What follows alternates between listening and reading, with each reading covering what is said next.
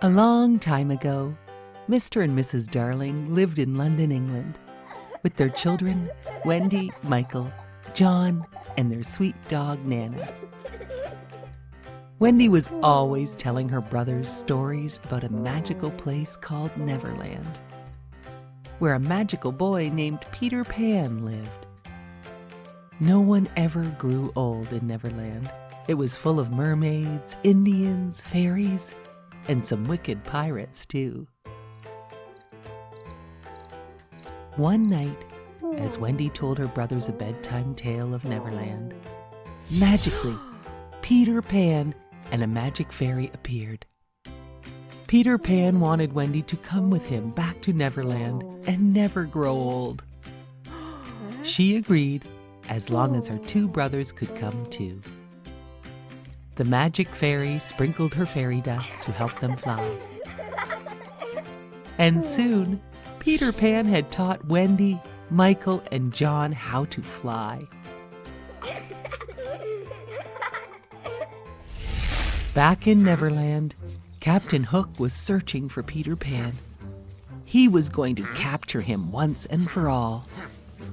Peter Pan took Wendy to the Mermaid Lagoon, while Michael and John went off exploring with Peter Pan's friends, the Lost Boys.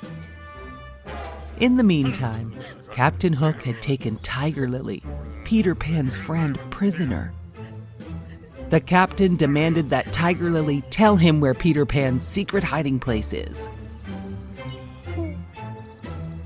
Mr. Shmee, Captain Hook's helper, was a bad person, and he helped Captain Hook put Tiger Lily in danger. All of a sudden, Peter Pan flew in and rescued Tiger Lily from Mr. Smee and Captain Hook. He rescued her just in time. Captain Hook had another plan. Mr. Smee would find the magical fairy, and she would help them find Peter Pan's secret hiding spot. Mr. Smee found the fairy, and she was willing to help because she had become jealous of Wendy. And Captain Hook promised to leave Neverland and kidnap Wendy to take her with him. Because of the promise, the fairy showed Mr. Smee and Captain Hook on a map where Peter Pan's secret hideout was. Immediately, Captain Hook said, "Thank you, nice fairy," and then locked her up in a cage. The captain and his crew found the secret hideout and captured everyone but Peter Pan. Captain Hook lowered a bomb into the hideout to blast away Peter Pan. But meanwhile, the fairy had escaped to warn Peter Pan about the bomb. The bomb went off, but Peter Pan and the fairy escaped. But Captain Hook had no idea about that. Happy with his prisoners, Captain Hook loaded them on his ship. He gave them all only two choices. "Become pirates or walk the plank," said Captain Hook. Wendy bravely said, "We will never join you," as she slowly walked onto the plank. She stepped off the end and vanished into thin air without even a splash. Michael and John looked on in fear. All of a sudden, they all heard Peter Pan's voice. He had saved Wendy by catching her before she splashed into the water. A great battle started between Peter Pan and Captain Hook. Peter Pan won the battle and threw Captain Hook overboard. The ship was now Peter Pan's. Peter ordered his crew to sail the ship to London to take Wendy, John, and Michael back home. Peter Pan knew Wendy and her brothers had to return home. Wendy and her brothers were so happy to be returning home to London. The ship reached Mr. and Mrs. Darling's home and dropped off Wendy, Michael, and John. Peter Pan and his friends were not ready to grow up just yet, so they turned the ship around to sail back to Neverland, with Peter Pan and the fairy too. Wendy and her brothers waved goodbye from their window as Peter Pan and his ship sailed out of sight towards Neverland. Wendy knew in her heart she must start to grow up soon. But no matter how old she got, she would never forget her wonderful adventures in Neverland with Peter Pan and all of his amazing friends.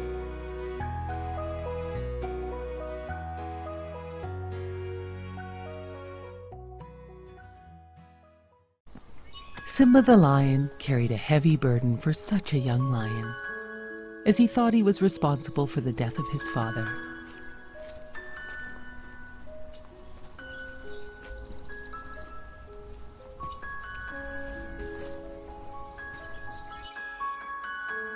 His meerkat, warthog, and other animal friends wanted to help Simba laugh again. "You must put the past behind you," they all told him. "Hakuna Matata." Hakuna Matata means no worries, they told Simba.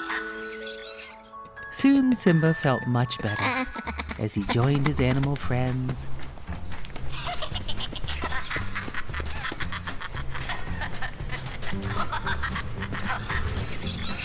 Swimming in the river and enjoying nice long days. As long as Simba did not think about his father's death and the painful memory of his Uncle Scar, telling Simba that he was responsible for his father's death. Scar had told Simba to run away. Simba felt like he was always running away. One day, while playing, a beautiful lioness chased Simba's friend the warthog. She wanted to eat him. The warthog was very scared. Simba saved his warthog friend and then realized the lioness was his old best friend from childhood, Nala. Simba had run away from his Pride Land so long ago. Nala and all the lions and all the other animals missed him very much, and she told them they needed Simba to save them from Scar and the hyenas. They were destroying the Pride Lands. "Please come home," asked Nala. "You are our only hope." Simba was not yet ready to return, and he sat and talked to Nala all night, and they kissed and had a private embrace. "You can't change the past. It's all my fault," said Simba as he walked away from Nala. Close by, a wise baboon called out to Simba. "You're Mufasa's son," he reminded Simba. "He lives in you," said the old baboon, and he reminded Simba of that. The baboon led Simba to a pool of water and told him to stare hard at his reflection. Suddenly, the clouds parted and the water changed shape, and Simba saw his father, Mufasa. "Remember who you are," Mufasa said from the stars. "You are my son and the one true king." Simba was afraid of what he knew he must do. The baboon all of a sudden hit Simba with a stick. "Why did you do that? It hurt," asked Simba. "Doesn't matter. It's in the past," said the baboon as he tried to hit Simba again. Simba ducked, avoiding the hit. "See," said the baboon, "the past can hurt, but you can either learn from it or run away." Simba understood this lesson and decided to return to his father's land, to save it from the hyenas and challenge his Uncle Scar. "I must fight for this, or who will?" "We will," answered Nala, the warthog, baboon, and meerkat. "We are with you until the end." They followed Simba to the Pride Lands and fought a big battle with the hyenas.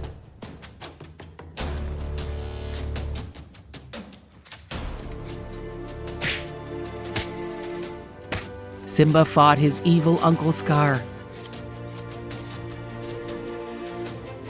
Scar admitted, "I killed your father, Mufasa." When Simba heard this, a great anger surged through him. Anger for the death of his father. Anger for years of guilt. Anger for the destruction of his home, the Pride Lands. With a great roar, Simba flipped his uncle over the rock. Scar was defeated. Simba roared and finally claimed his rightful place as king. Nala was waiting for him and told all the animals that Simba was now king of the land. As news of Simba's return spread across the vast land, all of the animals once again roamed free.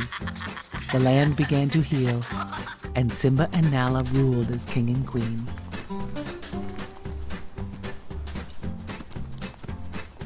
Simba and Nala started their own family and lived happily ever after.